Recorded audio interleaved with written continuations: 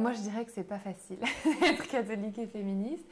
Parce que d'abord, bon, si on prend vraiment la notion d'être catholique au pied de la lettre, on est quand même censé être en accord avec l'enseignement de l'Église et avec ce que dit le pape. Or, quand on est féministe, on ne peut pas être d'accord au pied de la lettre avec l'enseignement de l'Église et ce que dit le pape sur plein de sujets, notamment sur la contraception et sur la définition même de ce qu'est une femme, puisque l'Église est dans une posture totalement androcentrée, quoi, où le masculin et le neutre sont identiques. Donc le féminin, c'est forcément quelque chose de différent et on se demande à quel point c'est vraiment une part entière de l'humanité. Et par ailleurs, je trouve qu'en tant que catholique et féministe, on est toujours un peu à la marge, parce que dans le mouvement féministe, on est quand même un petit peu suspecté d'être conservatrice, traditionnaliste, etc. Et dans l'Église catholique, eh bien, on ne correspond pas au discours ambiant. Donc on est un petit peu à la marge dans les deux et c'est très inconfortable, je trouve. Et moi, je me retrouve souvent dans des situations où, au sein du milieu féministe, je suis quand même un petit peu obligée de temps en temps de défendre l'Église catholique et donc je passe potentiellement pour une alliée des manifs pour tous et compagnie. Et dans le milieu catholique de l'autre côté, je défends les études sur le genre, le féminisme et donc je passe pour une lesbienne communiste.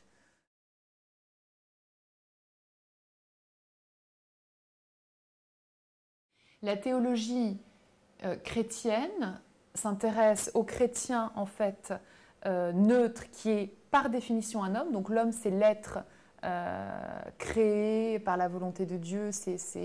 Voilà, il y a vraiment cette espèce de confusion entre le masculin et le neutre. Et donc la femme c'est quelque chose de différent et de particulier. Donc à chaque fois qu'ils nous disent la femme est ceci, la femme est cela, on a envie de leur dire mais faites une théologie de l'homme masculin.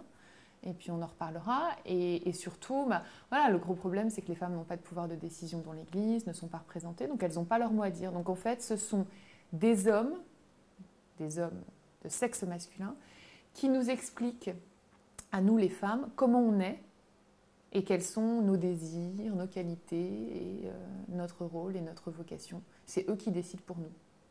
Et Thérèse de Lisieux, qui est quand même une des 3 seules femmes docteurs de l'Église et qui a écrit noir sur blanc sa souffrance de ne pouvoir être prêtre alors qu'elle se sentait appelée, on l'a fait docteur de l'Église, on l'a fait sainte, mais on n'écoute pas ce qu'elle dit. C'est très anachronique, mais Jésus, on pourrait dire qu'il était le premier féministe, parce que dans les évangiles, justement, il va vers les femmes, il leur parle, il les enseigne, alors que c'était quelque chose de totalement...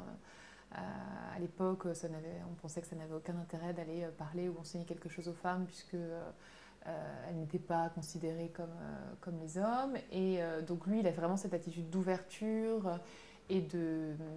Il va vers l'autre, que l'autre soit homme ou femme. Donc il ne fait pas de différence. Et il a même une grande compassion pour les femmes qui souffrent, pour les femmes qui sont mises au banc de la société, etc.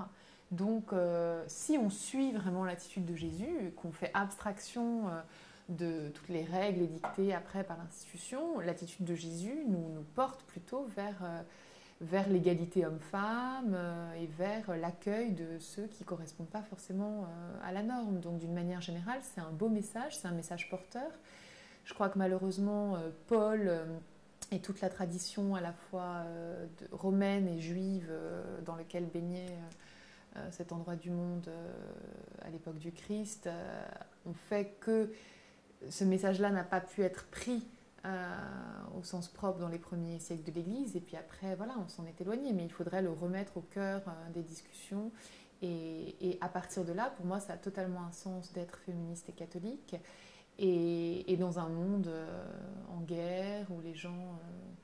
où la haine est très présente, je pense que le message d'amour, de paix, de tolérance est fondamental, et que ça, quand on a la foi, on peut être porté, voilà, par le message du Christ dans ses combats quotidiens, et c'est pas du tout antinomique, au contraire, c'est très porteur.